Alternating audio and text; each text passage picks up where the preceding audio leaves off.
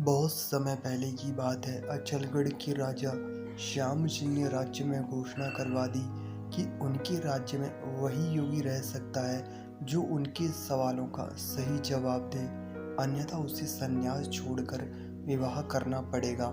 राजा श्याम सिंह के सवाल थे, योगी और गृहस्थ को कैसा होना चाहिए तथा योगी बनना ठीक है या गृहस्थ।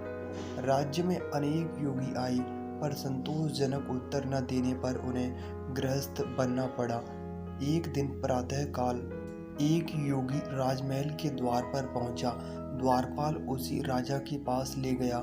राजा ने उससे भी वही सवाल दोहराया। योगी ने कहा, हे राजन, इन सवालों का जवाब मैं आपको 1 महीने बाद दूंगा। राजा ने उसकी प्रार्थना स्वीकार कर ली। अवधि पूरी होने पर योगी ने राजा से कहा, राजन, आपको मेरे साथ चलना होगा। राजा भी योगी के साथ साथ चल दिया। चलते चलते उन्होंने कई दिन बाद राज्य की सीमा पार कर ली। दूसरे राज्य में पहुंचने पर योगी ने कहा, राजन, हम लोग जिस राज्य में चल रहे हैं, इस राज्य की राजकुमारी का आज स्वयंवर हो रहा है। चलो हम इस स्वयंवर को देखते हैं। राजकुमारी मंडप में जयमाला लेकर आई और उसने उसे अकस्मात योगी के गले में डाल दिया। स्वयंवर में उपस्थित अन्य राजकुमारों ने कहा, राजकुमारी से गलती हो गई है, वह फिर से जयमाला डालेगी। योगी ने जयमाला निकालकर राजकुमारी को दे दी। चारों तरफ घूमकर राजकुमारी ने जयमाला दूसरी बार भी उसी योगी के गले में डाल दी और ऐसा ही तीसरी बार भी हुआ।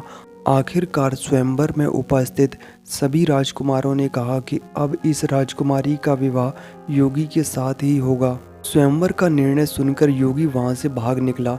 राजकुमारी ने योगी का पीछा किया। आगे आगे योगी और उसके पीछे पीछे राजकुमारी और अंत में राजा श्याम सिंह। भागते भागते योगी और राजा घने जंगल में पहुंच गए। कुछ दूर और पीछा करने के बाद राजकुमारी आगे न जा सकी। शीत ऋतु थी और धीरे धीरे पानी बरस रहा था। रात भी अंधेरी थी। आगे चलने पर उचित समय न रहने के कारण राजा और योगी एक शाल्मली के वृक्ष के नीचे बैठ गए। उस पेड़ पर एक हंस और हंसिनी रहते थे। वे पूर्व जन्म में गृहस्थ थे। हंस हंसिनी से बोला, द्वार पर 2 अतिथि आए हैं, उनका उचित सत्कार होना चाहिए।